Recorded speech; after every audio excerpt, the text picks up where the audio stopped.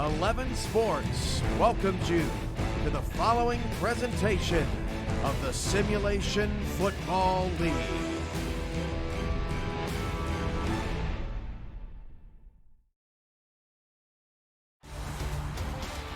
It is a playoff-type atmosphere in Houston, Texas. Week 13 action for the Simulation Football League is on the air. The Alaska Storm travel to Houston to take on the Houston Hyenas. Welcome in to Houston, Texas, everybody. Chris Curtis, along with Levant Irvine. And Levant, Houston trying to cling to their last life in this playoff hunt. Alaska sitting pretty, but can definitely improve their standing.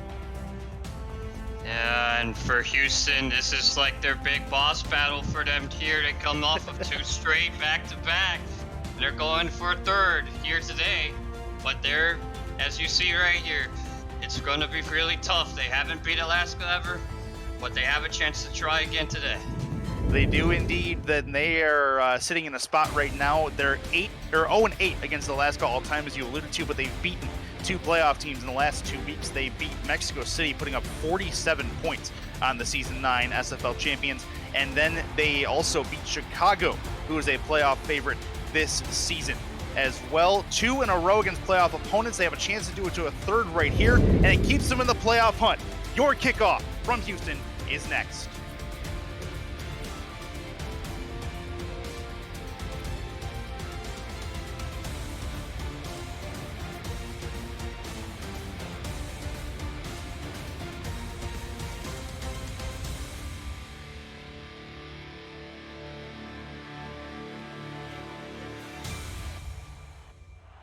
Back to football. Houston is going to be kicking the ball off to Alaska to start this game off, so we'll get to see Ron Cochran and that Alaska offense from the 3-time defending SFL champions first on this day. Chris Curtis and Levant in the booth with you as we are underway in Houston. This ball is going to be returned from the 10-yard line, 15 to the 20, right at the 25 to the 30, spin move at the 29, and he's going to get caught at the 31. Ron Cochran on the field for the first time today. Had 31 completions for 252 with 3 touchdowns a week ago and 21 touchdowns for the season, just 15 interceptions, Levant.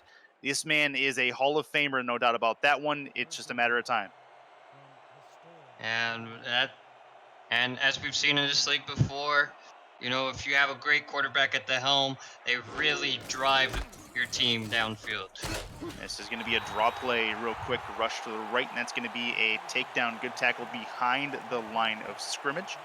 As the Alaska offense gets going, they have their main fullback on run. He is J.W. Doyle. He was a converted halfback. E.J. Minson, you'll see him as well. He was a Week 7 addition to this Alaska offense as we get ready for second down. It's 2nd and 12.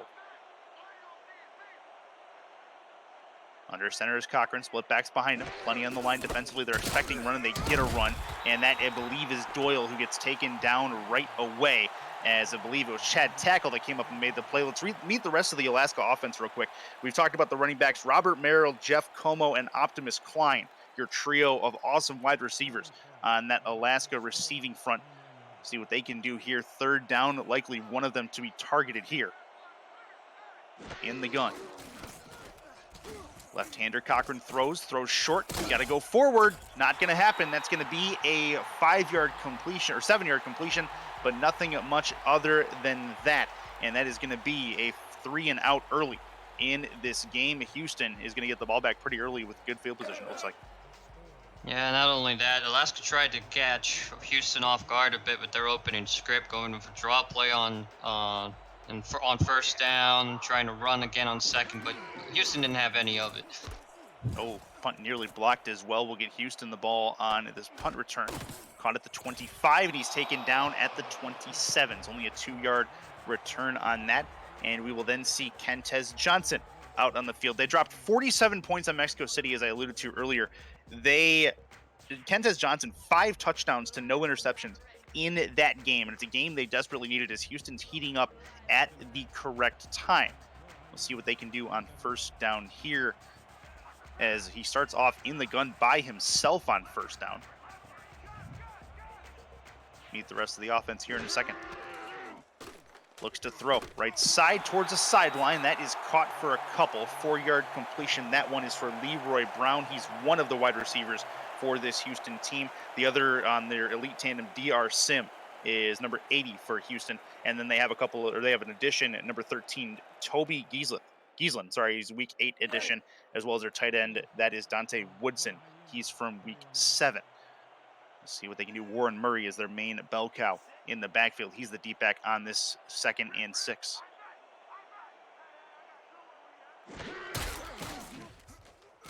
Kentez back to throw. Deep over the middle. Tipped and incomplete. Alaska makes the play. That's a nice one for Ryan Tobin, who comes up and makes the stop. Even though that was in double coverage, it was more of a 50-50 ball as it was headed straight for the receiver, but Tobin has a hand up and knocks the ball away with aplomb. Needed that. Looked like they were trying to catch him on the post route. 3rd and 6 in the gun. Warren Murray to his left. See if he touches the ball for the first time. He won't here. Thrown, crossing pattern. That's a catch and a first down to the 40-yard line. They'll stop him at the 39.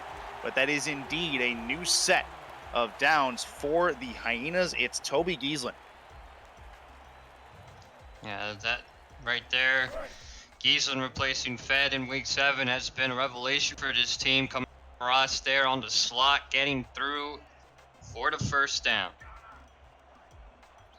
Offside I formation for Houston. Kentez is under center. Looks to throw out to the outside, swing pass, trying to get the sideline. Warren Murray is going to juke himself out of bounds, but he'll get a couple of yards, make it 2nd and 8. No, not Warren Murray, actually. Looks like it was the backup that came through and made that play.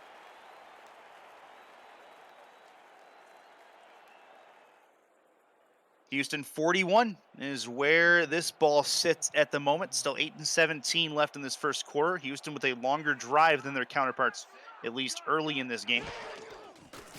Johnson with the ball. Throws, short cross. It's going to be a big hit, but he does make the completion. 3rd and 2. And another one for Leroy Brown. I like taking these short intermediate routes as Alaska likes to push their secondary deep. Now we see that they're in 3rd and manageable. Let's see if Murray gets the ball here. Classic case of take what the defense will give you. Offside I formation, Murray is that back. He's going to get the football. Through the tackle, he's not going to get there, though. He's taken down at the line of scrimmage, and what a tackle it was as Alaska makes the stop. Don't look now, but they are able to force a punt and keep it on the Houston side of the 50. Yeah, that right there, the end and the tackle decided to double team on an offensive lineman, pushed the pile and got right into the ball carrier. They're on the field on 4th down, but they're going to go ahead and call a timeout here. Looks like they were trying to bait the Alaska's defensive line to go offside. That did not work. 4th and 2, and they'll try again. This time, likely to punt. They burn a timeout. We talk about Houston getting hot at the right time by beating 2 playoff contenders. We got to talk about Alaska as well. The 3-time defending champs won 6 of 7 coming into today's game, and they have a chance to really secure a nice foothold in the top 6 with a win today. They have to have some chips fall their way. They're outside of a home playoff game at this point, but that could be different by the time games end this Sunday night. It's a punt coming. And it's going to go all the way down to the 11-yard line. Caught there. Spin move at the 14 and taken down at the 15. So we take a look there at the wild card race. Top 10 get in as we see the Houston Hyenas can get as high as 13 with the game after the game today. They have a what should be stronger strength of schedule than every other 5 and 6 team. So they're current 5 and 6 team. So they need some help, but they are in a must-win situation, and they're on defense here for the second time today from the Alaska 15. The gun is Cochran. And that's going to be an interception, and it may end up towards the house. Oh, I'm not sure why he didn't go outside, but a big interception sets up Houston's offense at the 11-yard line. Cochran makes a mistake. Houston takes advantage. It's 1st and 10 for Eddie Gage. You know who it is right here. 2 scoops. Eddie Gage coming in and grabbing his ice cream, going down to the 10. Making sure he held on to that one. Yeah, no, he needed to. Absolutely. Eddie Gage, I actually wish he would have busted that outside. He probably would have had a pick six. Spin move inside cost him a possible touchdown, but it's okay. Houston's in great position here. Kentez trying to put the first points on the board for Houston in this must-win game. Kentez to throw. Outside, Warren Murray has it, gets past the 10 to the 9, but no further than that. He'll gain a yard, no more. It'll be 2nd and 9. Here's one issue that does exist when you run a spread offense like this, is that when you get into the red zone, there's not a lot of space. You know, the secondary has a bit of an advantage where, you know, they can cover a lot more ground a lot sooner. So they're going to have to figure out how they're going to trick the defense here with some route combinations to try Murray. to get someone open. And Murray's the only back. He's going to get the football, but he's going to lose that yard right back. 3rd and 10. Frank Champion comes up, makes a real nice tackle. 3rd and 10 coming. Huge 3rd down for both sides. Yeah, Frank Champion was an acquisition from Vancouver. You know, every season he's good for 80 tackles. So that's why Alaska picked him up. He's a solid veteran. He's very strong in the front seven, and that's what you get out of him every season. Gets 3 in at the the top, back. 1 at the bottom for Kentez. Looks to throw from the gun. Steps up. Corner. No, that's not going to work. It's tipped and incomplete. And Alaska gets a moral victory there. They force the Houston Hyenas to try for 3. That's a big play, and we'll see a kicking attempt here. And that's what I said. They just don't have a lot of space. So when the routes that are supposed to get into the end zone are all covered, you don't really have too much to check down to. And they tried to go down to those checkdowns, but it just no one was open, and now they have to kick. 28-yard chip shot should be a decent attempt from Matt Flynn here, the Week 8 edition. Snap is high, hold is good, kick is up and on the way. It is up and it is through. Houston is up 3. They get points off the turnover. Alaska with the ball when we come back here with the Simulation Football League on 11, presented by APM Music. Stay with us.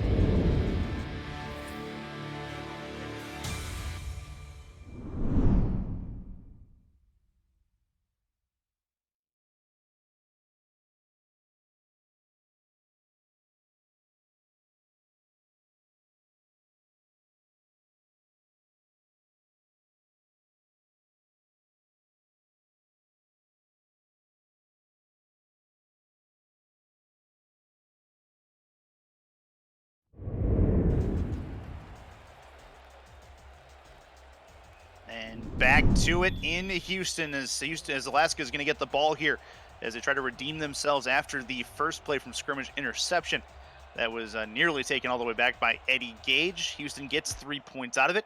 3-0 lead as we play about halfway through this first quarter. That ball returned from the 8-yard line. Get it out to the 20, to the 25, and he'll get taken down at the 28-yard line. Back to the field goes Ron Cochran. 1 interception so far today, is 16th of this season. See what he can do to get themselves back, get them back into it. Let's take a look at the Houston offense here, as well as we take a look at the. That was okay. A little bit of an injury here on the field, as you see. There was an Alaska player down at the 30-yard line, couldn't catch a number there.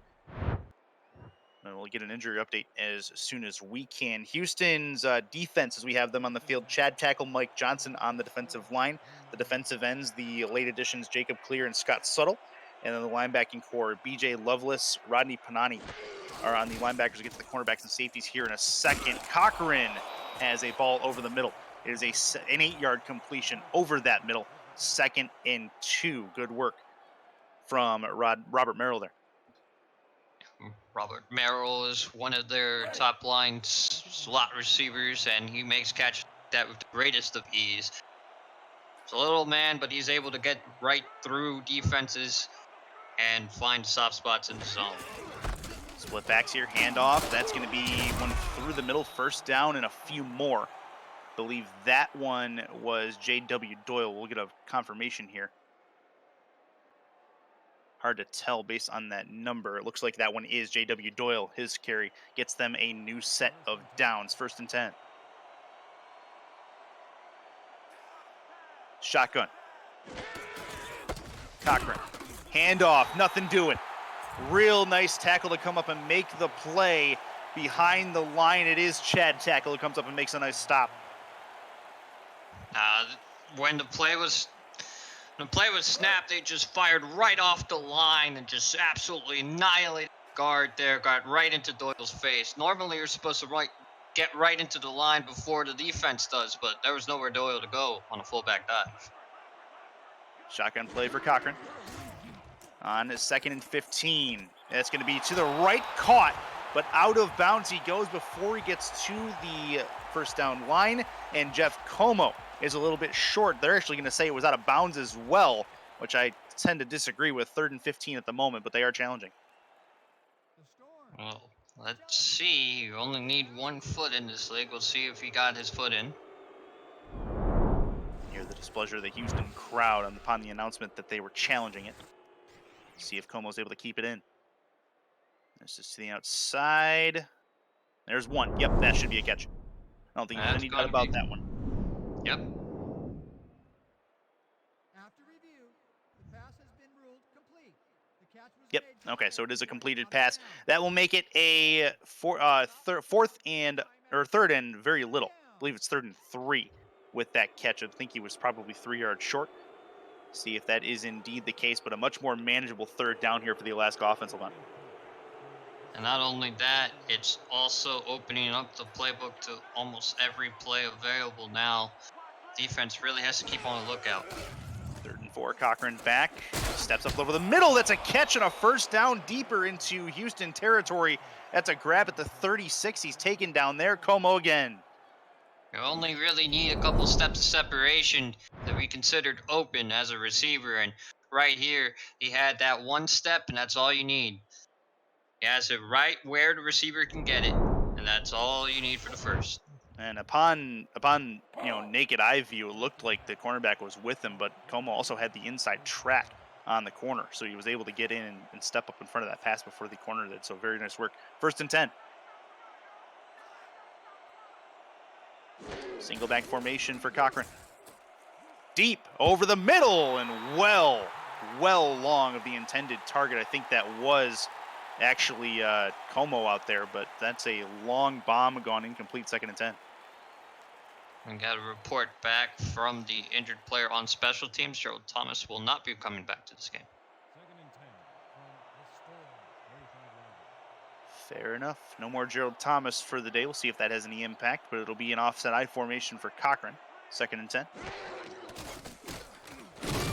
Rowe steps up in the pocket. He gets taken down. 2nd sack of the day for the Houston defensive line. They come up and force a long 3rd down. Chad Tackle puts him outside of field goal range. Right there, just double teaming against the center and guard there, but Fats and Tackle both converged and punched right through, and Tackle was credited with the sack. Houston crowd getting loud, trying to will their team to a stop in a must-win football game. 3 at the top, 1 at the bottom. Cochran to throw. Steps up in the pocket. He's going to get taken down again. Closer to midfield. 4th and 19 at the 45, and Alaska will punt. The Hyenas are on the prowl again. This time it is Mike Johnson, and right there, they have been really giving this offensive line some fits. They're the ones controlling the line play. They're the ones double teaming. They're doing all the things the offensive line should be doing, and that's how they're getting in the backfield. Punt coming. Going to get the ball back probably closer to their end zone. It's going to be at the 9-yard line, bounce to the 4, to the 5, and Alaska will stop it there. And that is going to put Houston back with the football thrown 5 when we come back to Houston. Stay with us. This is the Simulation Football League.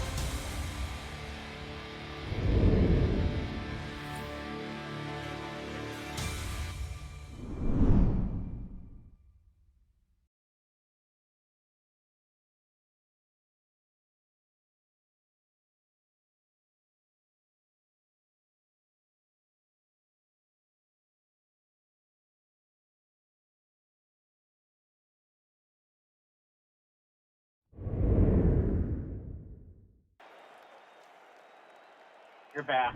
So Houston with the defensive victory there, able to keep Alaska off the scoreboard even though they had a good drive going. Chris Curtis, Levant Mercer back with you as we are ready to go for Houston's third drive of the day as we come to the tail end of this first quarter. Warren Murray is lined up in his own end zone. He'll get the ball on first down, has a nice hole to run through, and he has an immediate first down to the 15-yard line officially, and Houston with a nice first down play. And that's just one way to negate the field position disadvantage right here is when you have a back like Warren Murray, and when you have blocks sealing the lanes for him to run through, and he has such a gap, that's just going to be an easy first down. He can do some damage and has done damage this year. No doubt about that one. This will be a shotgun play for Kentez. Murray is to his left from their 15. Shotgun, looks to throw. Backs it up. Throws short, and oh, that was dangerous. He was hit as he threw. Might have been intercepted. The linebacker nearly came up and made an excellent play, but it'll hit the turf. Yeah, Mason was just there spying. The quarterback saw his eyes, and as soon as the ball came out, he was hit as he threw, so that made the ball a little weak as it came out. Mason just needed to be there a second sooner for that to be an interception, so Houston will count themselves lucky that didn't get picked off there. 2nd and 10, 3 at the top, 1 at the bottom for your wide receivers. 6 in the box defensively for Alaska. Handoff Murray through the middle again. This time he'll get stopped before you can gash him. 3rd and 7 after a 3-yard gain.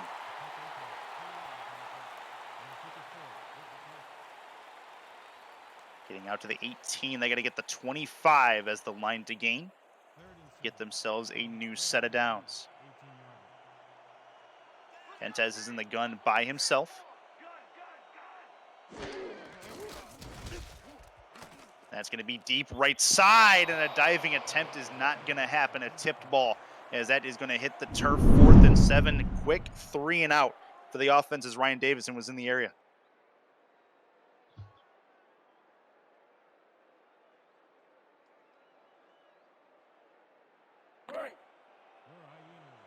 Adams getting ready to punt this one away. It is 4th and 7 from their own 18. Should give Alaska really, really good field position as well. That'll be nice. Inside the hash marks, lined up neutral. That is going to be a kick that'll get them back to midfield and possibly further up to the 45. Stopped at the 46. And that is where Ron Cochran and company will take the ball on this drive. They start with good field position. They got into Houston territory last time. They look for a step forward on this drive, Levant. They've been a little sluggish on offense. Been getting these completions, but at some point they just haven't been able to get past midfield. And you know, this team is very capable of doing so. It'll be a throw for Cochran, deep over the middle. That one's picked off. Cochran's second pick of the day, and it's Eddie Gage with his second pick of the day. 2 scoops, has 2 picks, and Houston's in business. And 1 for each arm too. This one right here, very athletic. And there he is, right in front of the inside track of the receiver, and that's how you know he's just unstoppable sometimes. He gets such a read, the ball hawk back there, just gets such a read on these balls coming out of quarterback's hands. It's amazing to watch, honestly. Kentez is under center in the single back. They've got good field position to start with. Warren Murray is in the backfield. He's going to get the handoff, but he will go nowhere. He'll lose a yard. We talked before this game started about the fact that Houston has never beaten Alaska all time. They're 0-8 against them, but Eddie Gage looking to single-handedly change that on the defensive side of the ball. Look for Cochran to throw away from him these next few drives. Offset eye for Houston. Handoff, Murray trying to get the blocking, and he'll get forward. Gets a few yards out of it, 3rd and 3 to the 43, and they have a manageable 3rd down close to midfield. Sometimes as a back, you got to do it all yourself. He was getting kind of clogged up there at the spin away from his own blockers just to get some more space, and it worked out for 7 yards. 3rd and 3 for Kentez and company. Trying to get their 3rd first down of this day. 7 in the box defensively for Alaska. Kentez to throw, quick drop, thrown to the outside, caught, first down and a few more. That's exactly what they needed. It is a catch for the tight end Dante Woodson, the Week 7 add-on, and it's a first down for the Highness. They're seemingly gaining momentum as this drive continues forward here. As we close out the first quarter, just seems like Houston just is building on every drive with. That's going to be a play over the middle that is caught. End of the first quarter is upon us after an 8-yard completion. We head to a break. Second quarter on the other side from Houston. This is the SFL on 11 presented by APM Music. Stay with us.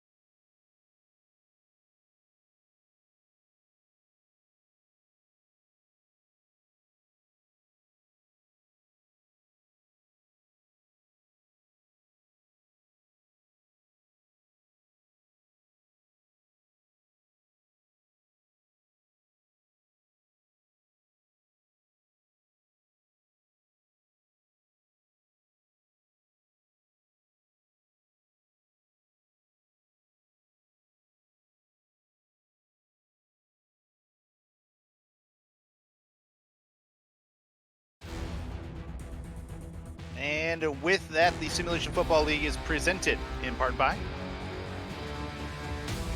APM Music, Production Music Library and Custom Music House. By Fuel, Beyond Imagination, visit the all-new SFLinteractive.net today. By Matt Dolo Designs, the official branding partner of the SFL. And by Media Tech Institute, turn your passion into your profession. Shots there of Houston, Texas, provided by AirViews, VUZ, united by drone. Head over to airviews.com for more drone footage. 3-0 as we have the start of the second quarter upon us, as Houston is up very small on the 3-time defending champions. Houston in a must-win scenario. Chris Curtis, Levant Mercer in the booth with you. And Levant, they've shown well. This was a good first quarter by them. They need to make a good step forward here on this drive. Yeah, they've had a great showing in the first. They've had some momentum gaining plays. We need to see what they have in store for us in the second quarter. And Murray to the outside. He catches it but can't turn the corner as he was led out of bounds by that pass. It'll be 3rd and 5 after a loss of a couple. So right here, I think he was just a little short by the pass. It was a little bit too far ahead of him, and he can't, when you're on a full sprint like that and you're not at the point where you're about to cut up field, you're just going to, the pass just let him out of bounds. There's really nothing I could say on Murray's front. I mean, you don't want him to get hurt by making a sharp movement, so he only had to go in the direction he was forced to go. Kent has to throw from the gun, deep over the middle. That one is caught. A diving attempt to hit as he caught it. And that is a 1st and 10 from the 21-yard line. What a grab. It's Leroy Brown for his 3rd catch of the day. It's that big, bad Leroy Brown coming through the middle right here with a great play. If that ball was a second too late, it could have spelled disaster. He dove for the ball and made sure he was the only one to come grab it. Last time Houston was thus far into Alaska territory, they had to kick a field goal. See what they can do on this drive. 1st and 10 from the 21. Handoff. Nope. Play action. Thrown. Right side. Tipped in. Incomplete. They were looking for Brown in the corner. Not going to work. Defense makes a play at 2nd and 10. At that time, right there, the defense was able to read the pass as it was coming and react. And as a defense, as a member of the secondary, Ryan Davidson has been there for several seasons now, and he knows how to turn in time to knock balls like that away. Should have came up with the interception, but here we are. And Warren Murray taken down behind the line of scrimmage. He can hardly get anything going behind his blockers. Even the ones he's gotten forward on have been mainly on his effort and his effort alone. 3rd and 11. Offensive line needs to do some work there. Sometimes you're going to have to change how you fan out. You may have to sign or figure out who's the mic. You might have to ID them every play and figure out who you want to double team, but right now they're just not communicating. Kentez to throw.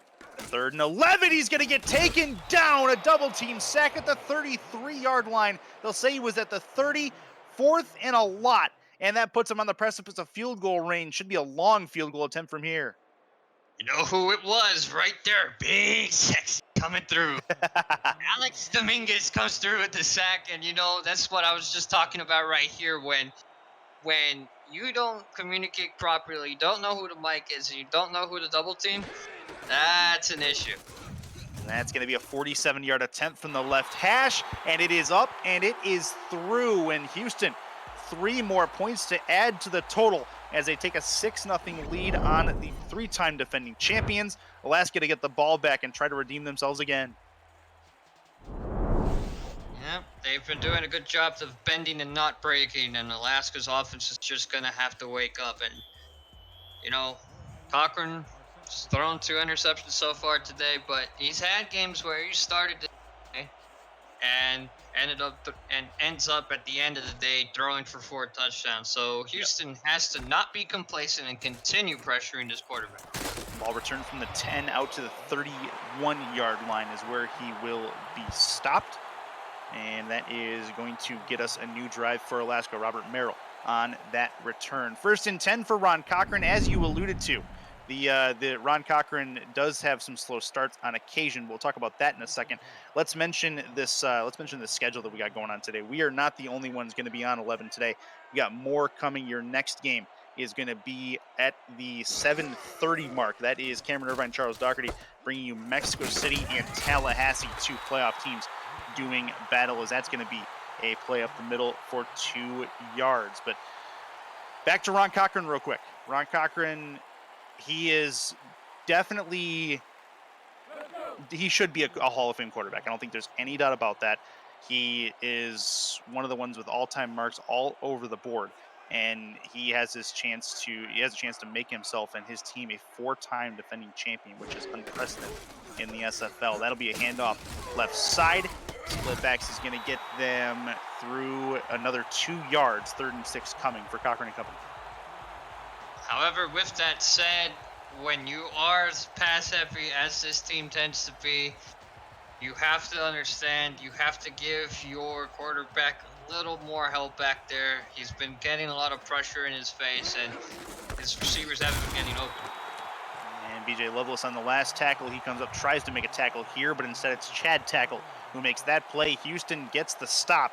They get a quick 3 and out from Alaska, which is not what they wanted, and Alaska again will be forced to punt it away.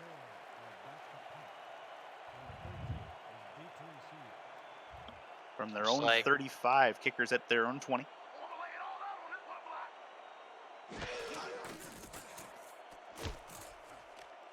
Kick is a good one. That'll get up and over to the 29. Return from there to the 31. And that is as far as he will go. Houston with the football and the lead when we come back. This is the SFL on 11 presented by APM Music. Stay with us.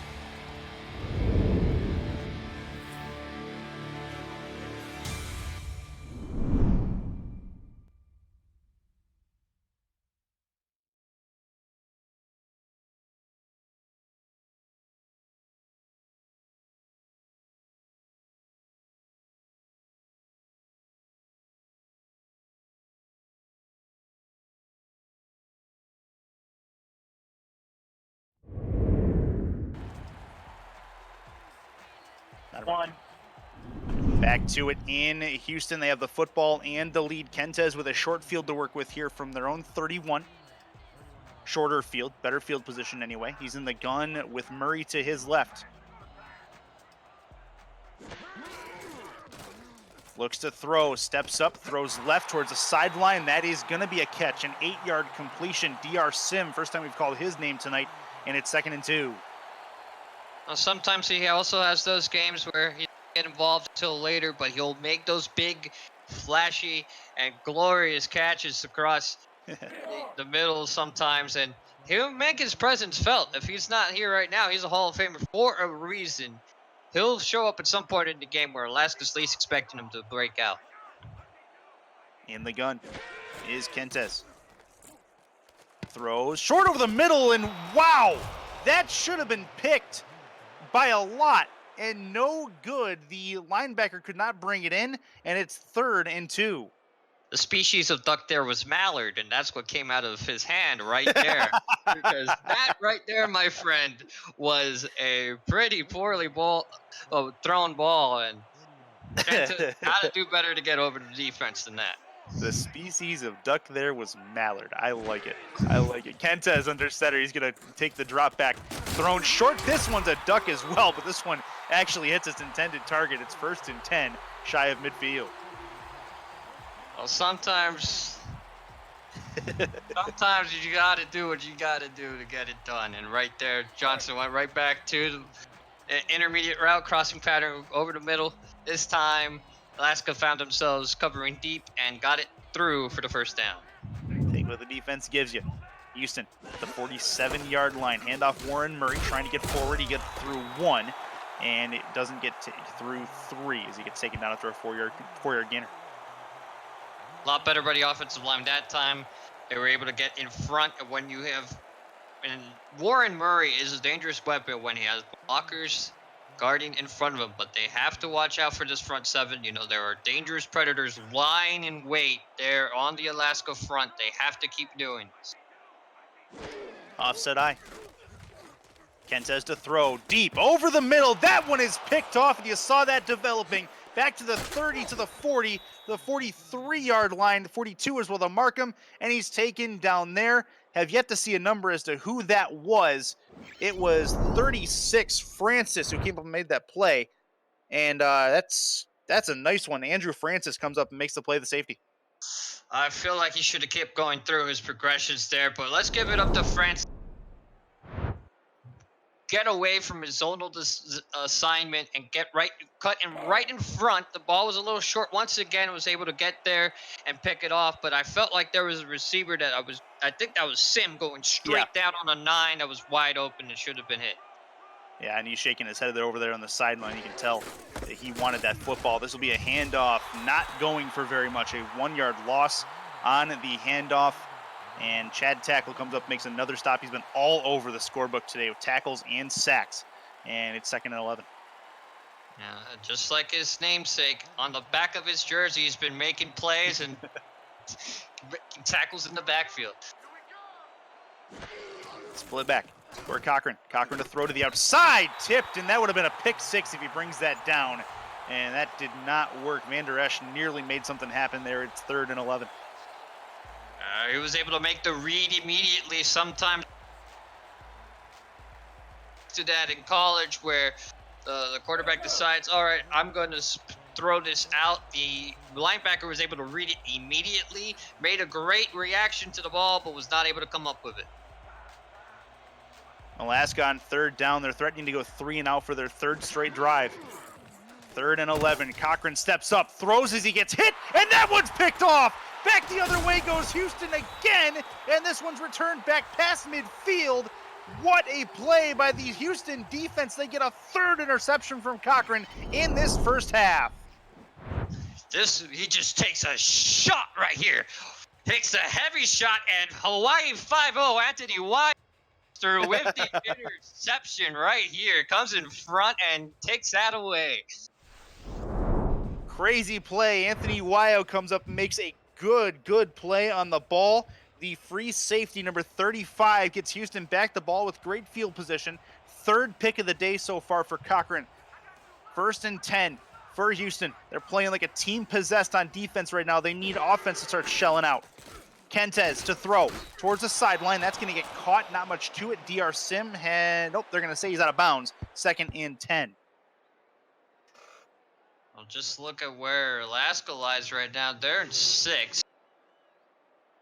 You know, they're trying to get a little up ahead on this seedings race. They're trying to get a better foothold, maybe make a run for attempting to get that home field advantage back somehow. And right now, they're going to really need a lot more if they want that to happen. Alaska can leapfrog Mexico City, at least temporarily, with a win today. But they're up against a 6-point deficit at the time being. Mexico City has Tallahassee in Tallahassee later today on ESN. That's going to be with Cam and Charles. But when you take a look at the last bit of it, and the Houston Hyenas can jump as high as 13 with a win here. And then they got to see where the chips fall. They own strength of victory over a lot of the teams that are technically above them right now. So we'll see. There's going to be a throw over the middle. That's going to be a completion and a first down. And DR Sim over the middle knew he was going to take a hit, held onto it anyway. Going to see right here, was able to just evade a little bit of that pressure, was able to see Sim, and had a clear line to it, and he knows that's a Hall of Famer right there. He's going to hold on to the ball no matter how hard he gets hit. That was a linebacker there that was right. Hit him right in the chest, square in the chest where his hands are, and was still able to hold on to the ball. Good timing on the hit, no doubt. In the gun, 2 with him. Kentez to throw. Backs it up deep, left side. Oh, tipped and incomplete. That was close, but Sim not able to bring that one in. 4 straight targets for Sim on this particular drive. It's 2nd and 10 as we take a look.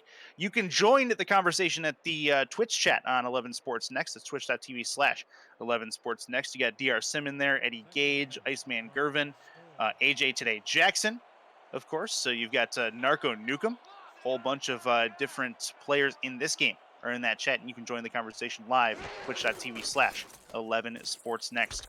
That is Kentez by himself. He'll get it back to the line of scrimmage and get a yard out of it. 3rd and 9 for Warren Murray. And they're at the 32. They're on the precipice of field goal range once again. At this point, there's no need to do anything particularly risky. If this is the game that's being given to you and this is what the defense has, you might as well check it down again. This time, there is no back on the field, however, to do that. So we'll see who the safety valve is. Kentez in the gun by himself. 3rd and 9. Deep right side. That is tipped and nearly intercepted. That was dangerous. Nearly brought back the other way by Ryan Davidson. Instead, it's 4th and 9 and likely a 49-yard field goal attempt upcoming. Yeah, Davidson's been making reads all day, and I feel like that pass was a couple drives too late. There was a play where that 9 was open, but that wasn't it, and that was a risky pass. But now they're safe, and they're about to take this field goal instead. Well, we'll see if they can make it. Matthew Flynn, he's 2 for 2 so far. Has a chance from 49 from the right hash. Kick is up and on the way. It is good. 49 had a little bit more leg underneath it. It's a 9-0 lead, a 2-possession lead over the defending champions. Here comes the hold. Here's the kick, up and away. Gets up to a little over the top of the crossbar there. That's where you like the height on a kick that far. He was still able to get it over the crossbar, right through the middle, easy as you'd like.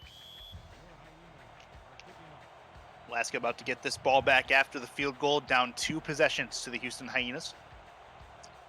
Houston entering the game in a spot that they do not want to see themselves in, but have a chance to vault some if they get a win here. This will be a return and a lot of room out to the 40, to the 50, 1 man to beat, and Alaska's with 1 special teams play is going to come all the way back and take the lead.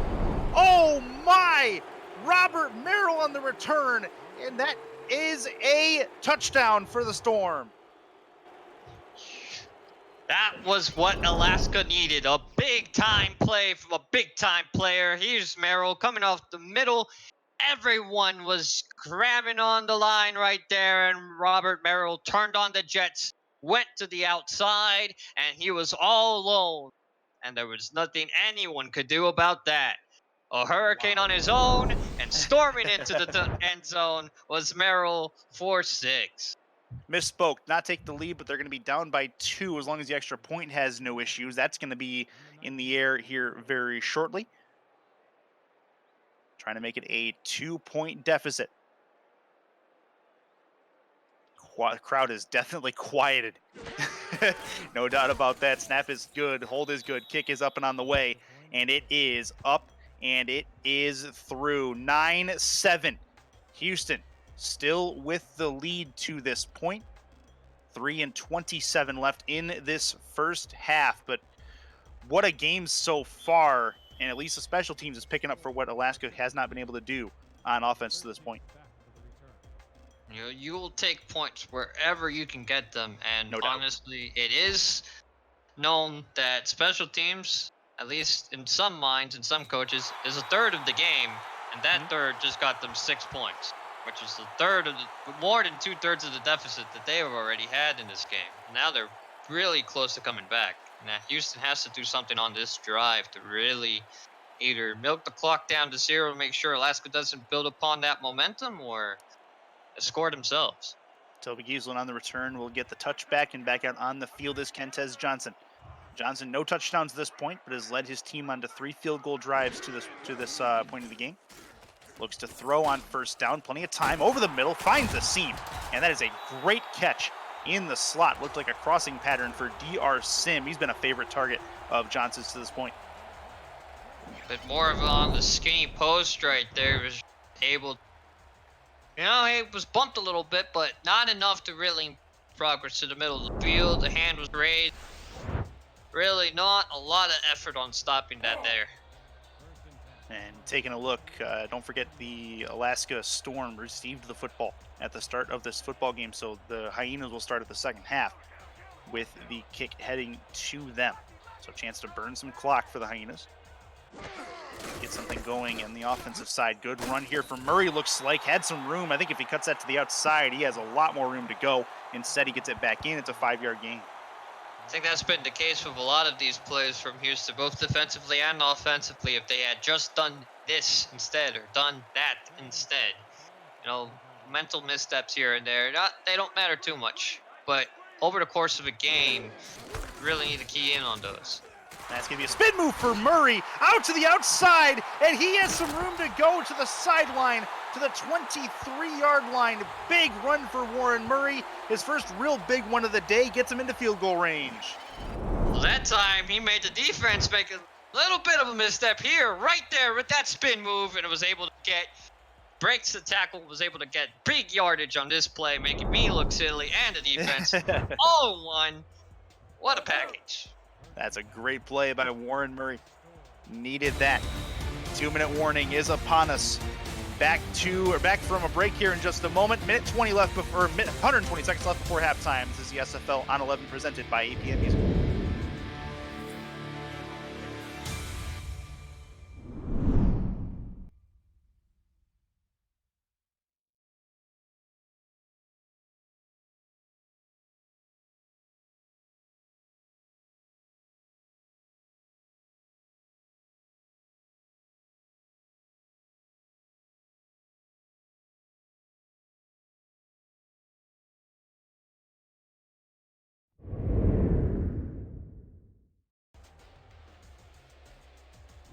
Back to it as we are in Houston, taking a look. We're looking at the Twitch chat on 11 Sports Next after that touchdown. They're a little bit on a delay, but what a reaction from the Alaska faithful and from the Houston faithful as well. The exact opposite, as you would say, as Robert Merrill brought that one all the way back. Huge play for Alaska. This ball's to the outside from Kentez, spin move for Warren Murray, and that is going to get us to a 4-yard gain to the 19-yard line. We head back to SFL HQ for Cameron Irvine. Thank you, Chris. Well, in the other action going on right now live on the SFL family of networks, New Orleans and St. Louis. Rolliman Hood has 3 first-half interceptions and a pick 6, and it's the only score in that game at the half. New Orleans leads St. Louis 7-0. Back to Houston.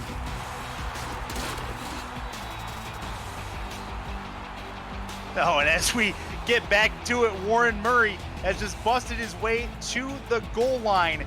It is 1st and goal. They did not call it a touchdown. So thank you, Cameron, for that game break.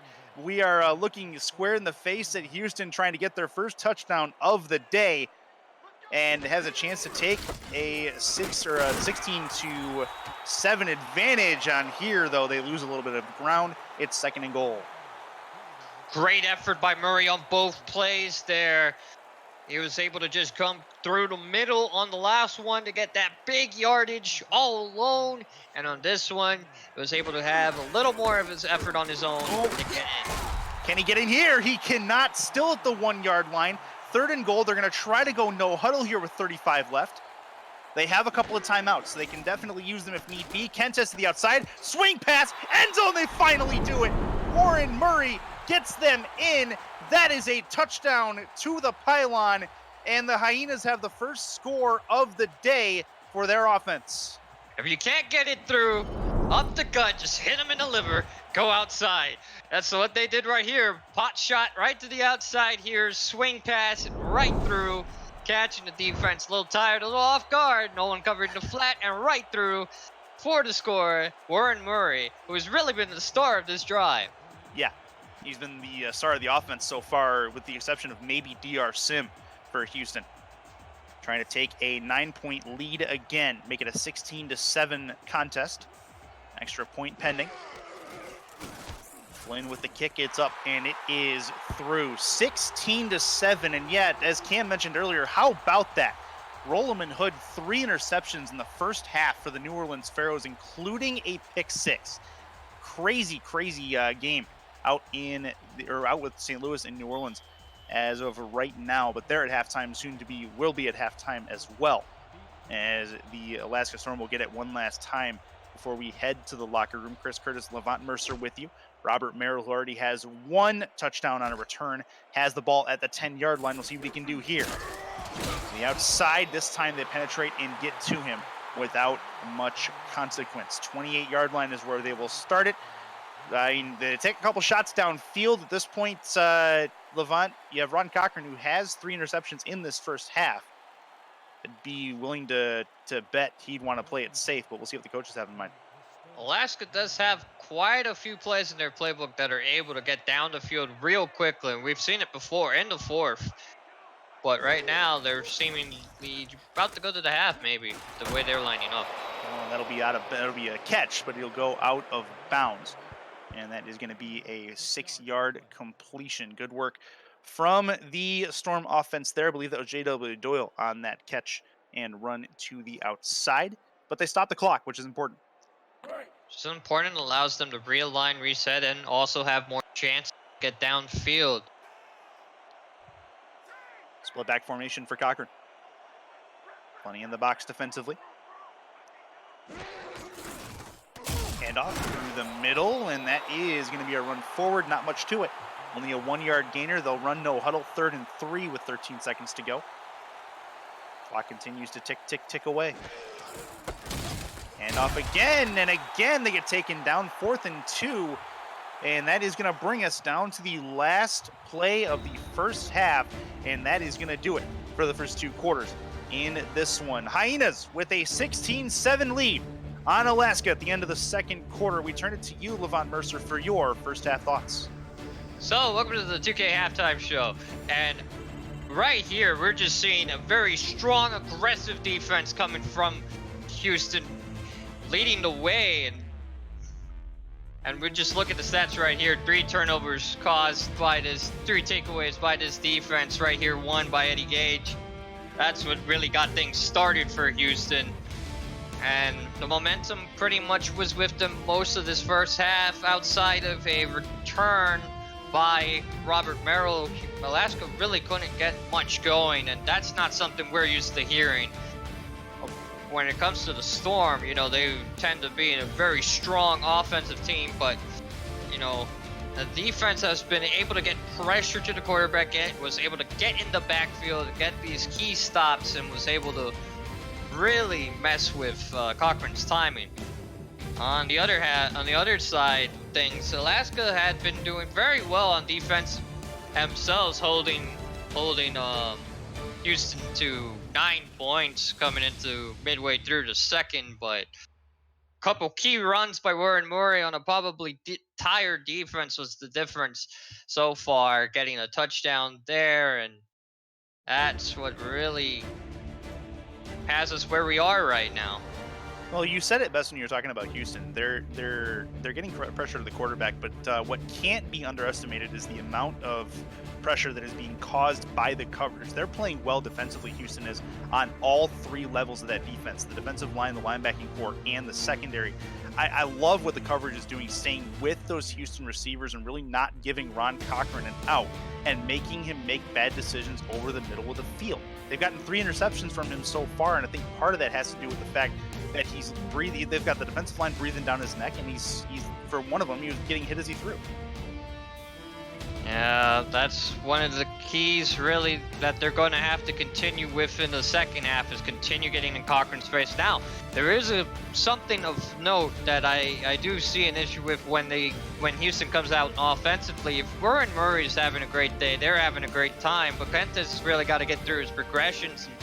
He missed a receiver that I considered wide open on the play he got intercepted on. I mean, almost intercepted on, and that was...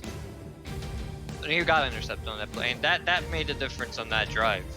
Yeah, back to it. Third quarter about to get underway. Alaska and Houston. Houston in a must-win ball game, and they're on the right side of the scoreboard, both figuratively and literally to this point. Chris Curtis, Levant Mercer, you got Cameron Irvine hitting buttons, and then all of you in the Twitch chat at 11 Sports Next, and all of you at home on Pluto and the 11 Sports channel.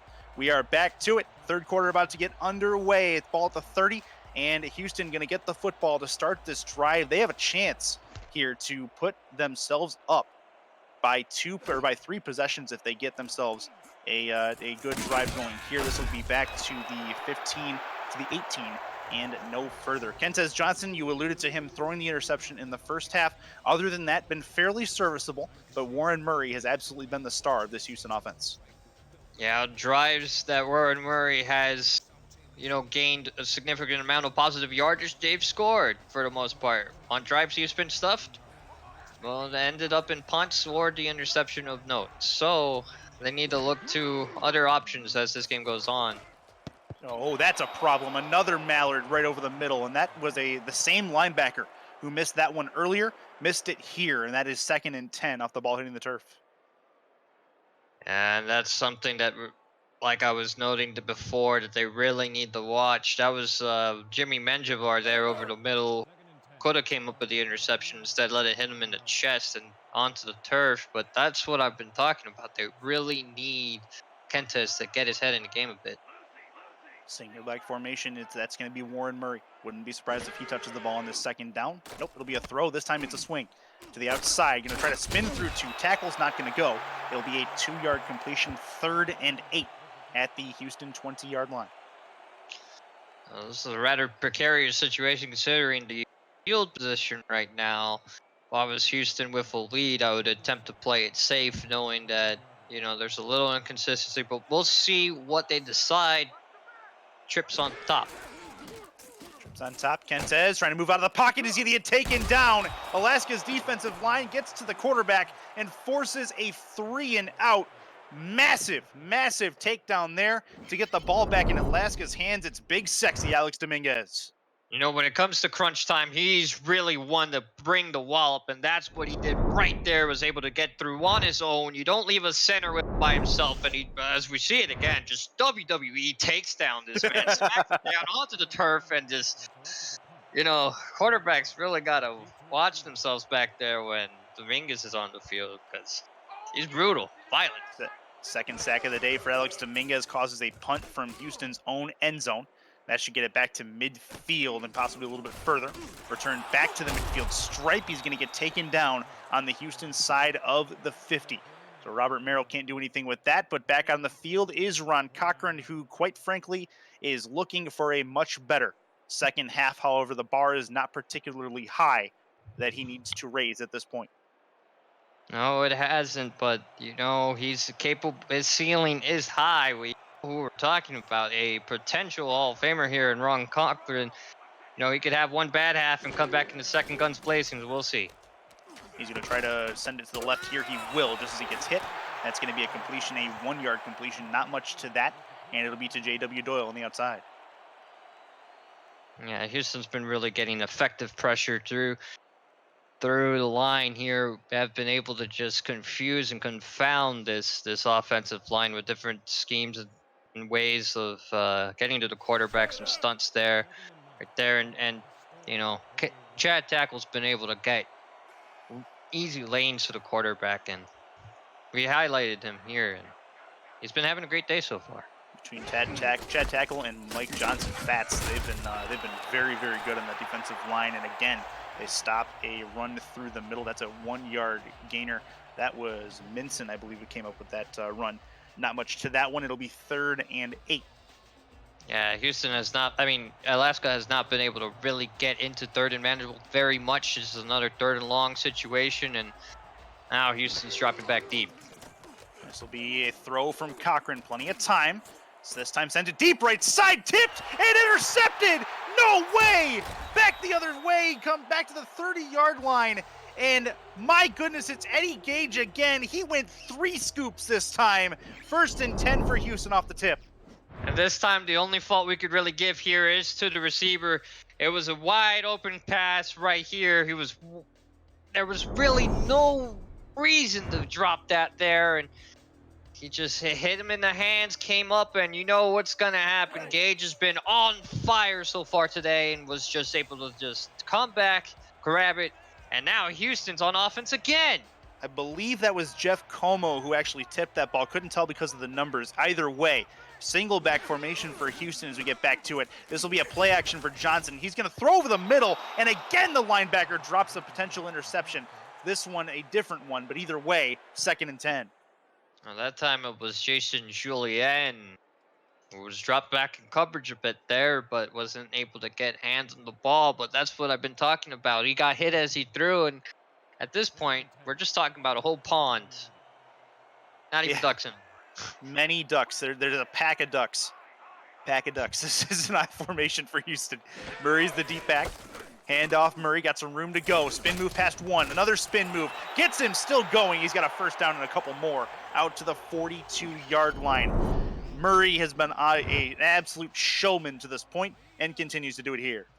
Yeah, he's been having to do it all himself sometimes. And this play, really, really showing the effort, really putting the passion on the line for his team right here. That's what you want to see out of a team that's leading and needing to win this game to stay in the playoff hunt. And they got to win this game, take care of their business, and they got to watch other people take care of their business if they can.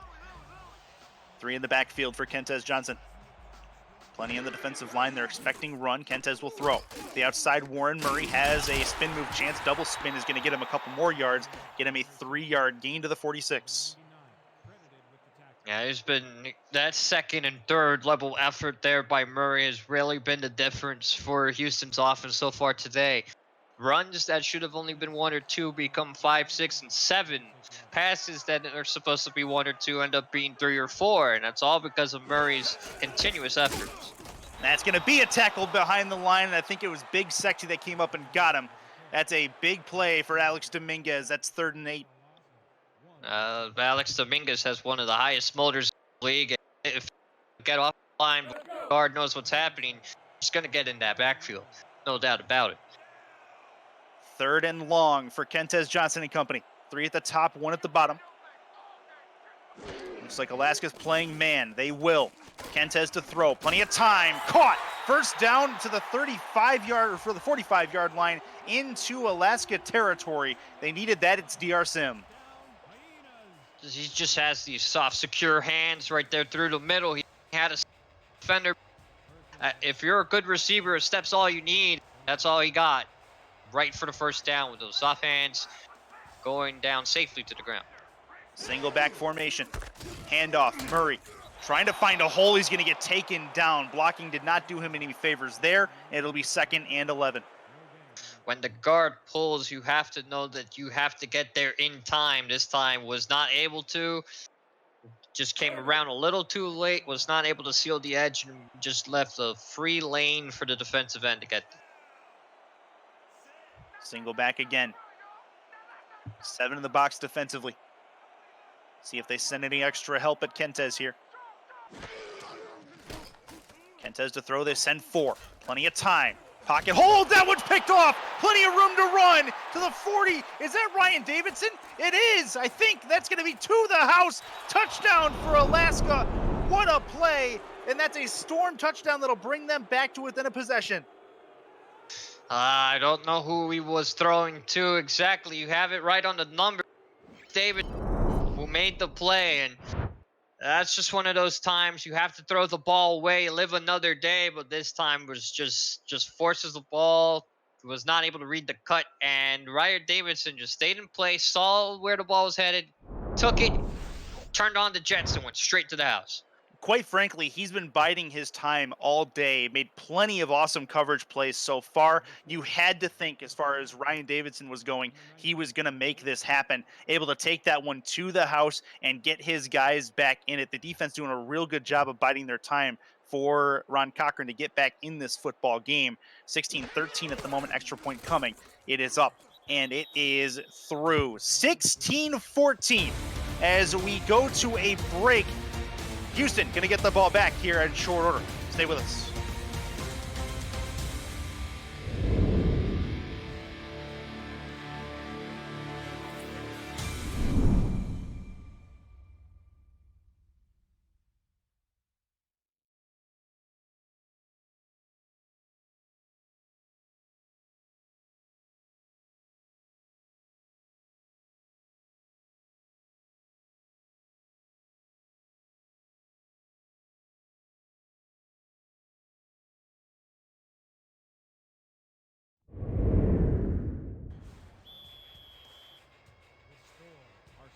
And welcome back into Houston, Texas. 16-14. The Hyenas have the lead as this kickoff going to be coming here in pretty short order.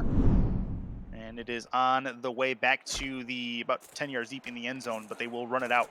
This will be a chance for Giesland to bring it out to the 20. He'll get to the 20-yard line and no further. Kentez Johnson throwing his second interception of the game. This one returned for a touchdown.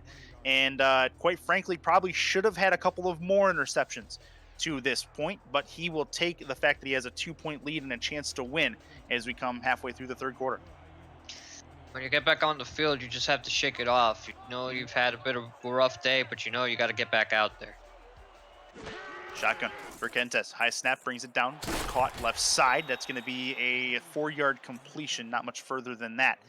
And that is going to be a 2nd and 6 coming as he gets the ball to the backup. That was Rico Gathers there on the play, gathering the ball, getting the catch, getting a couple of yards there, and that might be the style they may have to employ. Is just try to go short and intermediate, try to build that confidence back in their quarterback. They were doing that previously in the first half. Short and intermediate plays were kind of Houston's bread and butter, and then they were able to get Warren Murray involved. But it's dangerous as Murray gets a couple yards here. 3rd and 3. When they go long, it presents a problem that Alaska's been able to take advantage of for the most part. Yeah, they've been sitting deep in cover 3 or 4 types of packages, and they've been able to just sit deep and just hope Johnson makes a mistake, and that's what he has been doing up to this point. Kentez to throw over the middle. This one's a completion. Good ball over the middle. Gets them a first down. 1st and 10. Another 3rd down conversion as Leroy Brown brings it in. Yeah, the linebacker overcommitted to the ball instead of playing the receiver. It was covered, but then by his engagement towards the ball to try to take it away, got a little too happy there and let the receiver have some open space to make the grab. Split backs in the backfield. One of them is Warren Murray, 6 in the box defensively on 1st down. Looks to throw, plenty of time to the outside, going towards the sideline. It'll be a 1-yard or 2-yard completion as you take a look at the Twitch chat on 11 Sports Next. Plenty of players from this game are in there. Real Sense Kambaya, Minson Mines, that's Minson. He's a running back for this for the Alaska team. DeBrown Knights, Iceman Gervin again. Denver Nightwings, I see you in there. Eddie Gage, 3 scoops, doing work today. As we get back to it. And earlier, Ryan Davidson's first career pick 6 as well. So that's something to keep in mind. 3rd and 5 congratulations to him on that. Gets his team back in this football game.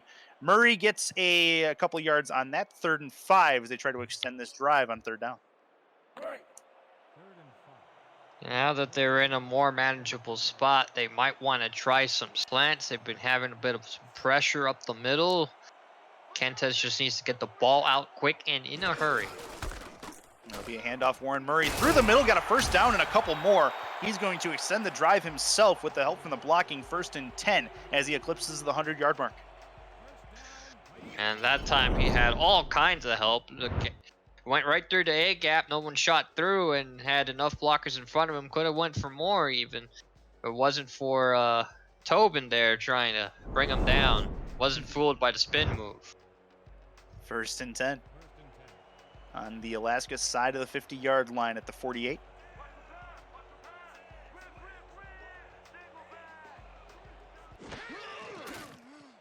Throw outside. That's going to be a corner turn, and that's going to be a completion and an 8-yard gain. Not much to that, but Leroy Brown, decent, simple play, gets him more yardage. He was able to just curl back, come back around, grab the ball, and he's been having a great day so far.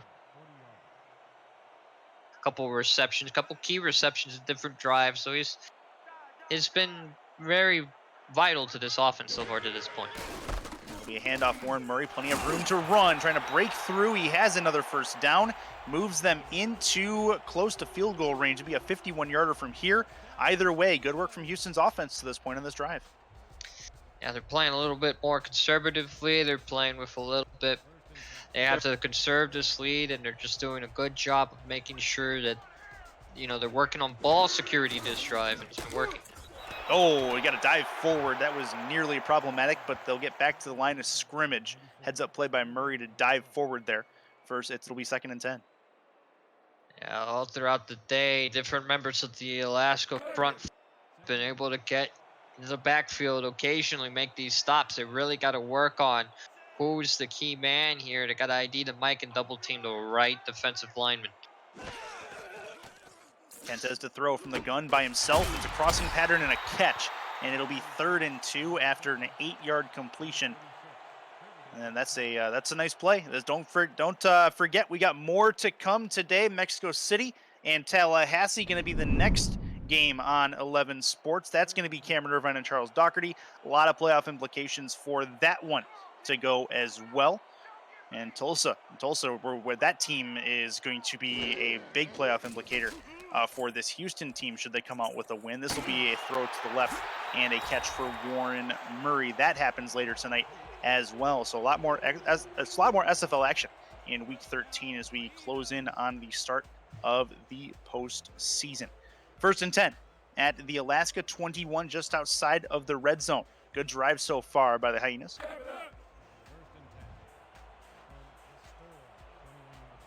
166 yards through the air.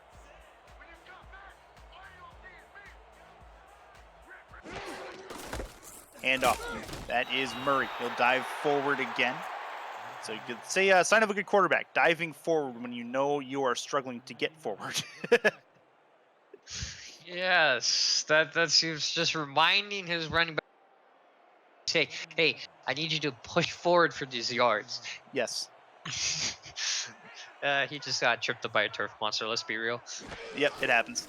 Red zone for Houston. That'll be a throw over the middle that's caught. Just shy of a first down, 3rd and 1. Coming in close. Houston chance to score on a couple of different ones here. Toby Giesland, 2 catches on this drive, has one there. He's also the return man for this Houston roster. Came onto this roster in Week 8. 3rd and 1. Huge 3rd down for both teams here. Handoff. Murray, left side. Got the first down, I believe. They're going to say it is. 1st and 10 at the end of the 3rd quarter. What a play. And they're in the red zone to start the 4th. We'll be back for the finish of this drive and the entire 4th quarter. This is the SFL on 11 presented by APM Music.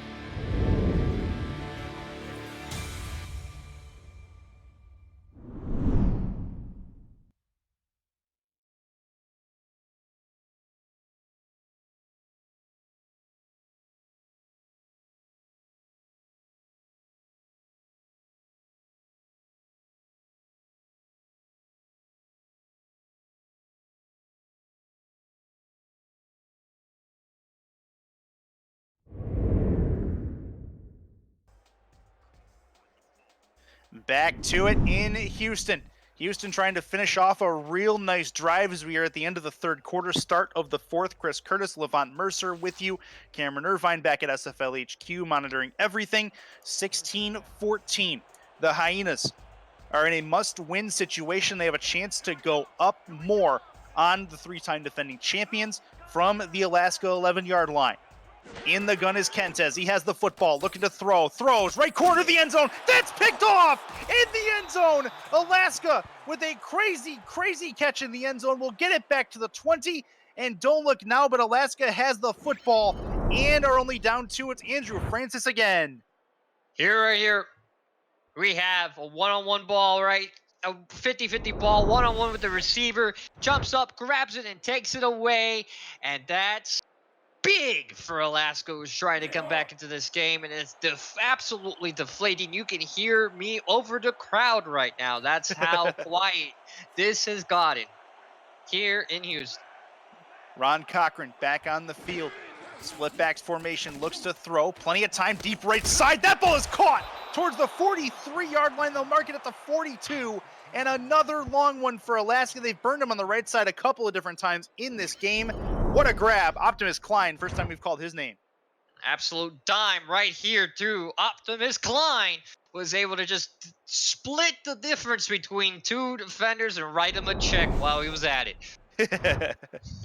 First and 10 at the Alaska 42-yard line.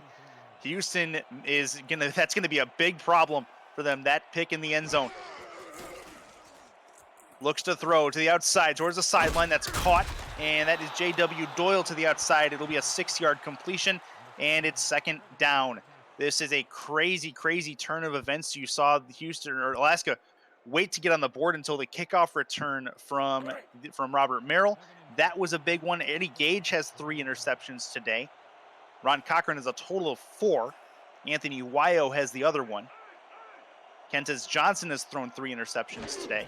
One of them in the offensive end zone. Cochran to throw in a play action. He's going to get taken down, and the Houston defensive line has continued to play well. It'll be 3rd and 8. As he was rolling out, he ended up coming back in and right into tackle and right into the ground. 3rd and long. Typically, they have not had a great day on 3rd and longs. Over the middle, that's caught. 1st and 10. Alaska moves the chains past midfield. And don't look now, but Alaska is driving. Yeah, Weil was one-on-one with Klein there. He was trying to play the ball instead of receiver because the receiver was already by him, but he couldn't make the play. And Klein came in underneath and over the top. It got the first down. Under center is Cochran. 2 in the backfield. And a run trying to get Minson involved. That's not going to go. 2nd and 12 after the 2-yard loss. Time that goes to Mike Fats Johnson, who was able to just punch right through into the backfield. And this defensive front has been there all day long. Offset I formation for Alaska. 6 in the box defensively for Houston. Cochran, deep drop back, looking to heave it deep over the middle. That one is picked off. Cochran's 5th pick of the day might set up Houston real well. The return's going to go all the way back to the 46-yard line, and Houston's in business with a short field to work with. And don't look now, but Cochran is kicking himself for Wyo's 2nd interception of the day. Beat me. Right here, beat me once, shame on you. Beat me twice, not today. And here's Weil once again on Klein, but was able to get leverage and cook the ball away. That is Houston with the football when we come back. It's the 4th quarter in Houston. Stay with us.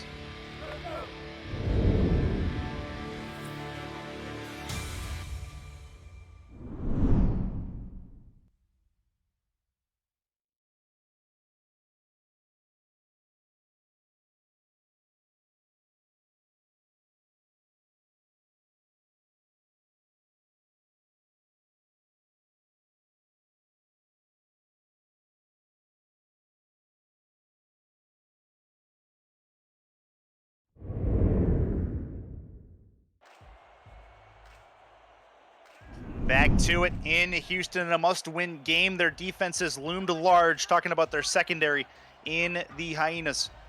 Shotgun play for Kentez Johnson, 2 with them. One of them is Warren Murray. Kentez to throw, deep over the middle. That ball is caught at the 32-yard line. They'll mark him at the 33. Leroy Brown brings in another, his 6th catch. He's been thrown to 12 times, some of them not always on the mark, but this time right on the money. It was wide open, and you know, without that safety help over the top there, yeah, that could have been a lot worse. 1st and 10 at the Alaska 33-yard line. They're in field goal range. They can at least make it a 5-point deficit and force Alaska to score a touchdown. Worst comes to worst, as long as they don't throw an interception themselves. Kentez to throw to the outside, has Murray out there. Or not Murray, sorry, that is DR Sim with the catch. That'll be a 3-yard completion, 2nd and 7. That's what I would like to see a little more out of Kentez, is that if there's nothing downfield, there's no need to force it. Just take it down to your safety valve or your check down option and just live to see another down. They're ahead right now, but they really need to work on some minor things to get a little further in this ball game. No, they got to get themselves back up 2 possessions. That's important against this Alaska offense, which can turn it around at any time. 5 picks today for Ron Cochran, which is not normal for him. This will be a run for Warren Murray. Tries to break through, gets a yard, 3rd and 6. The 28-yard line is where they are at, still well within field goal range, but this becomes a massive 3rd down for both sides. Yeah, Houston really needs to convert here and not force the ball downfield. They just need to get enough yardage that if they just can't get the 1st down, they just need 3 here and just live to see another day. Looks to throw, gets taken down. I think the forward motion on the arm caused an incompletion. They don't lose any yardage, but it's 4th and 6, and this will be a 45-yard attempt from this spot. Crazy, crazy field goal here. A lot of pressure on Matt Flynn. Unless they decide, yes, they will go. They will try for this. This will be a middle hash kick. 45-yarder with 7:07 to go in the 4th quarter. Copy. Snap is good. Hold good. Kick up and on the way. It's big, and it is good.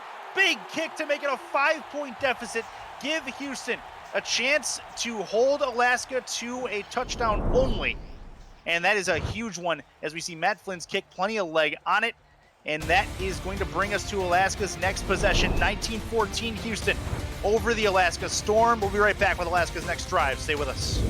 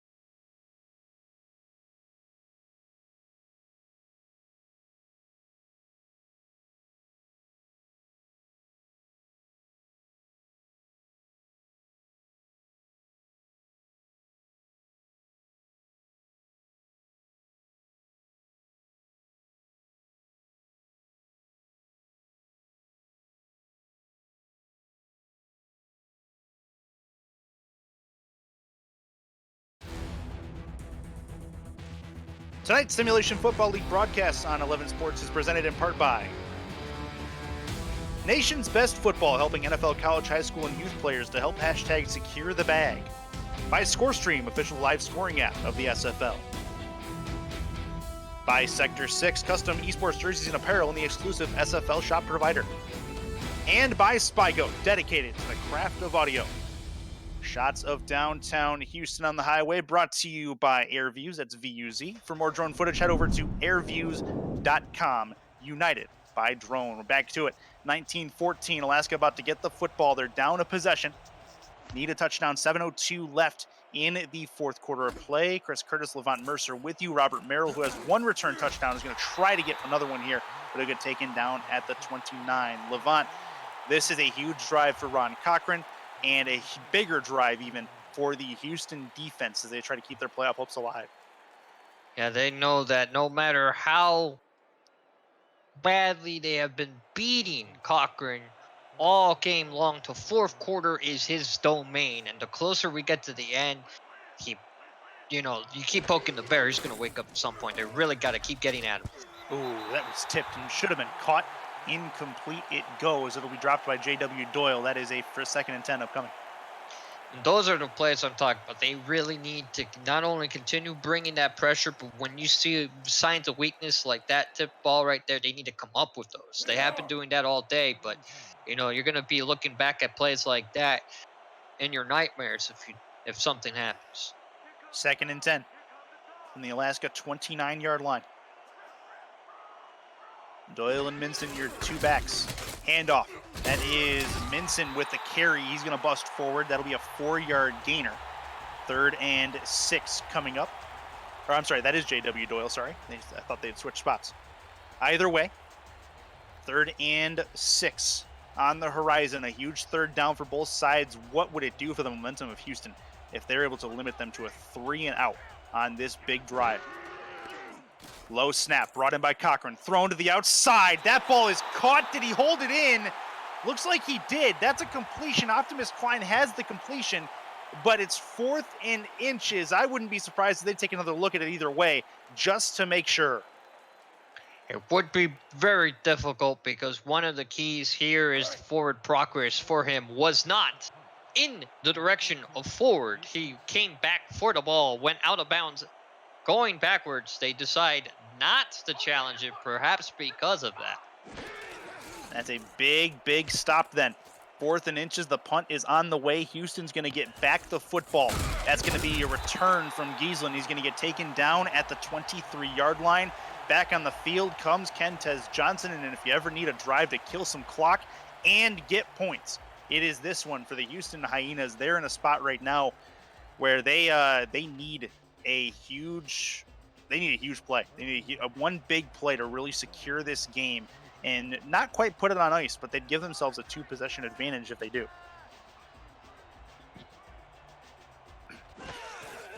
In the gun, Kentes looks to throw, backing up, throws over the middle, tipped and incomplete. That was dangerous. Right over the middle, nearly picked again. 2nd and 10. If I was Houston's head coach right now, I would be in Kentez Johnson's ears saying, ball security. Just give him the plays, give him a script, give him like a game managing script right now, and just get him downfield. You can open up the playbook once they're, more downfield, but right now they're too close to their own side to really go deep like what they just did on first. 2nd and 10. Warren Murray is in the backfield, steps up in the pocket, throws deep right side. That is tipped and incomplete again. That was tipped by the coverage man. Leroy Brown was the intended target, his 13th target of the day.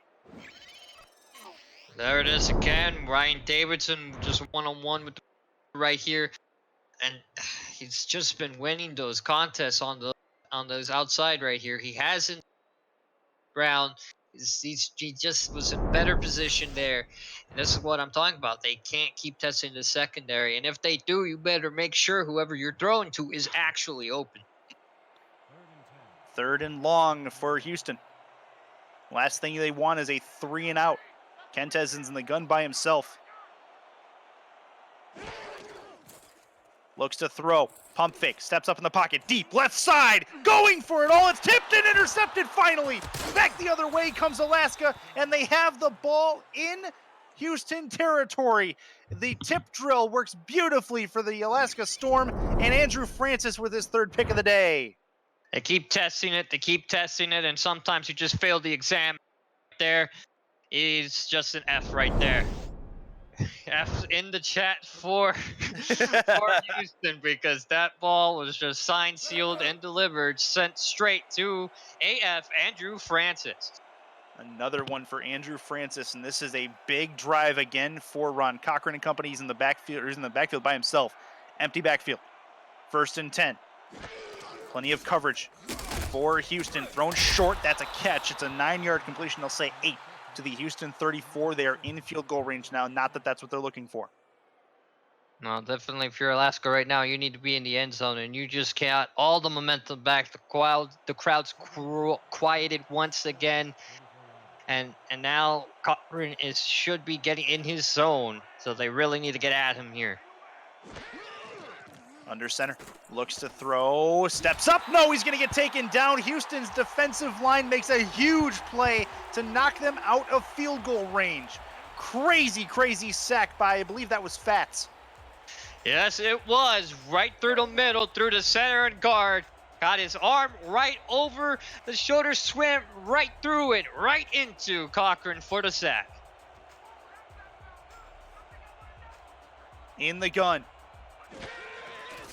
Cochran on 3rd and long, deep and incomplete. That's not going to go anywhere. And Alaska has decision time here with 4:46 left. Levant, do you go for it here?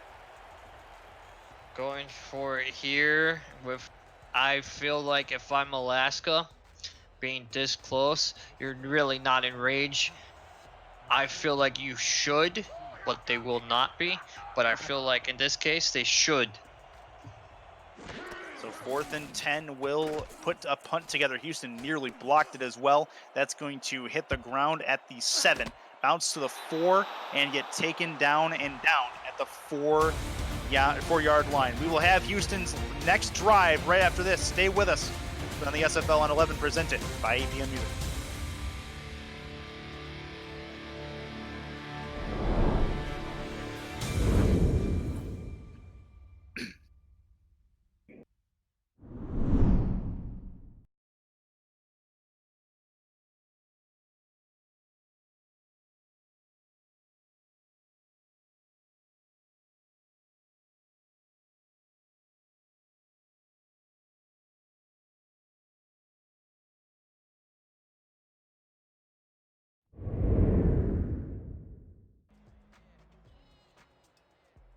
Back in Houston, must-win game for the Hyenas, but they are on their own 4-yard line.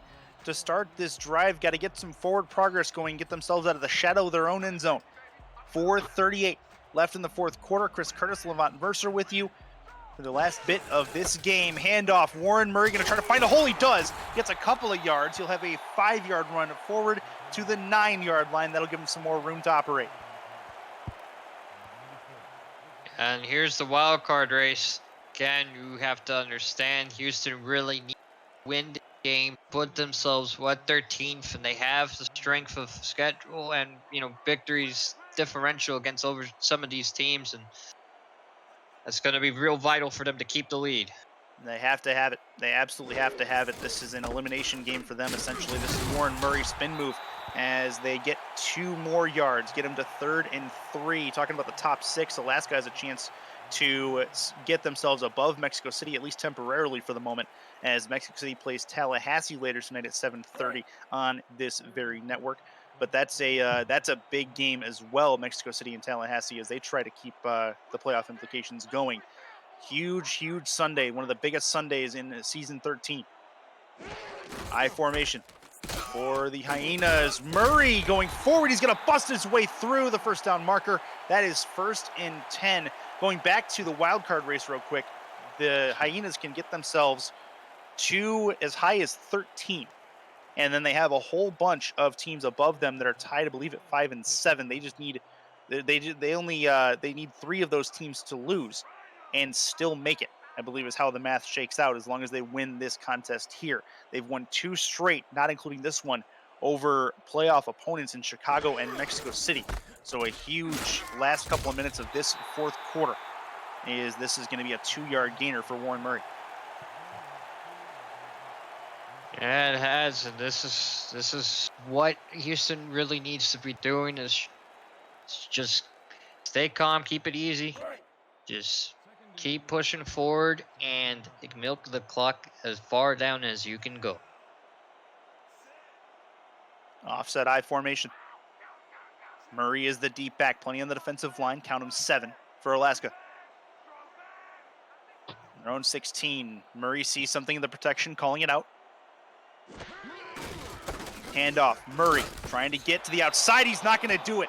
Big tackle for the Alaska defensive line. 3rd and long again, and they're in a terrible spot as Frank Champion comes up and makes a heck of a play. That is going to get us to the 2-minute warning. 120 seconds left in potentially the Houston Hyenas season. We'll be back.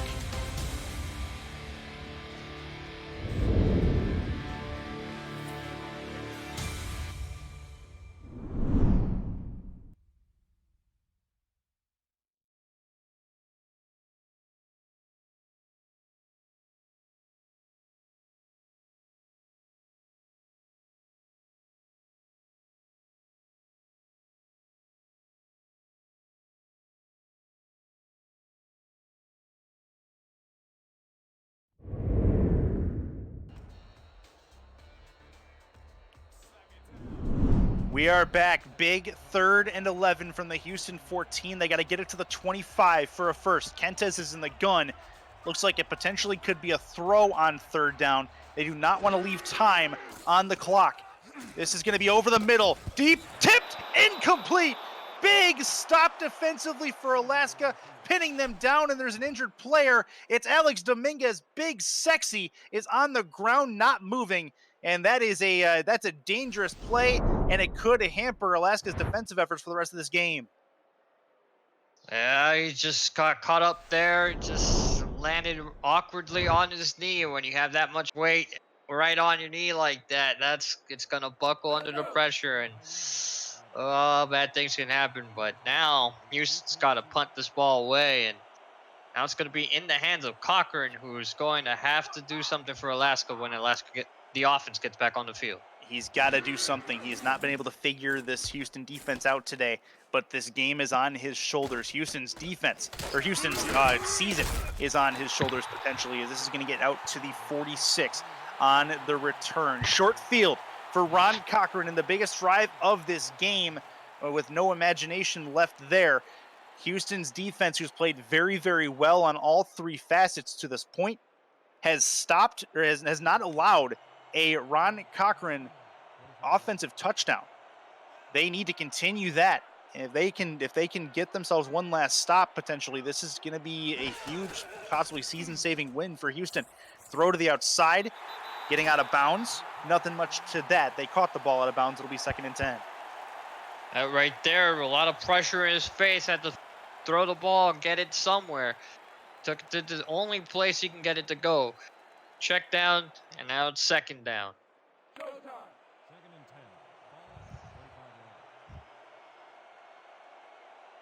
Under center.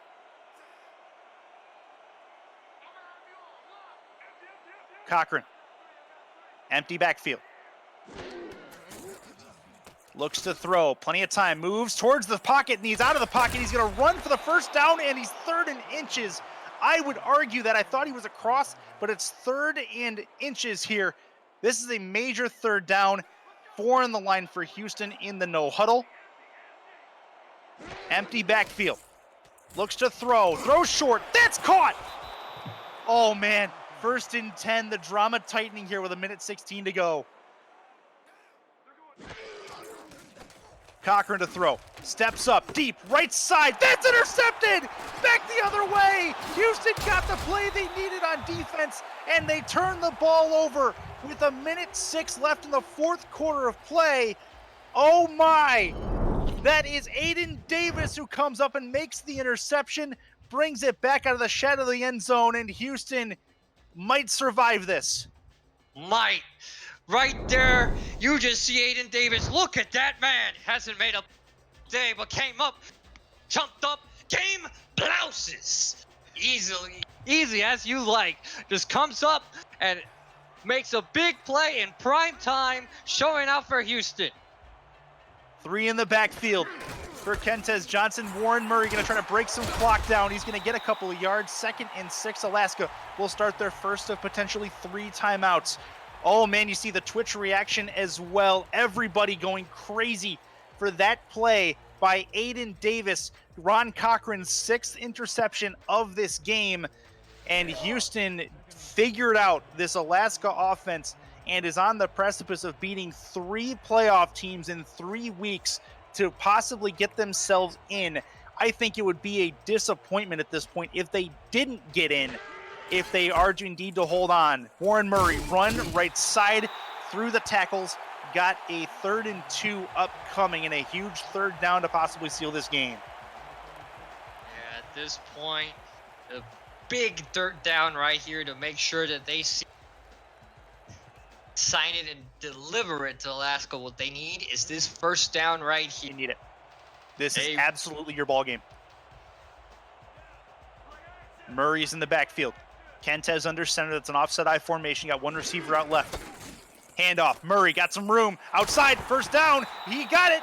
New set of downs, and Houston can run out the clock as Alaska has used their last timeout. Should be victory formation for Houston here. What a game it's been for Houston off. Jakey, let's be honest.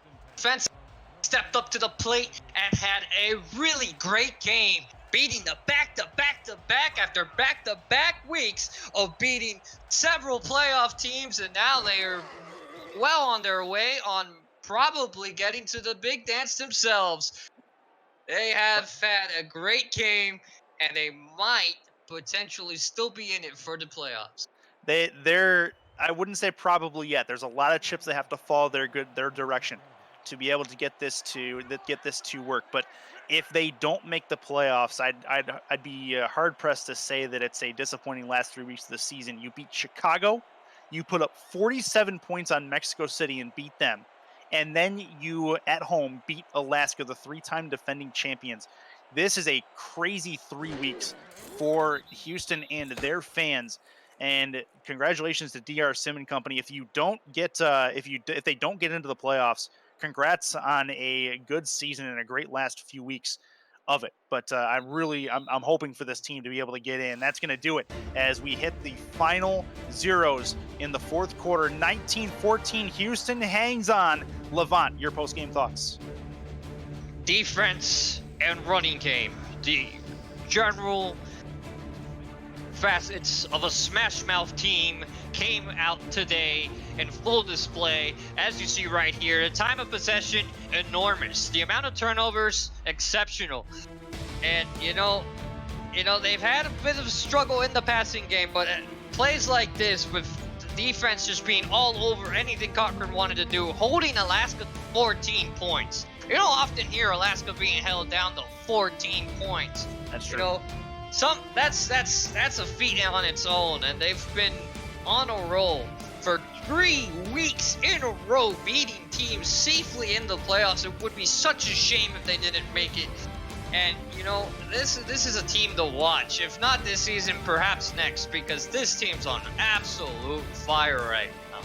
That is absolutely correct. Give me 3 words or less. Your player of the game.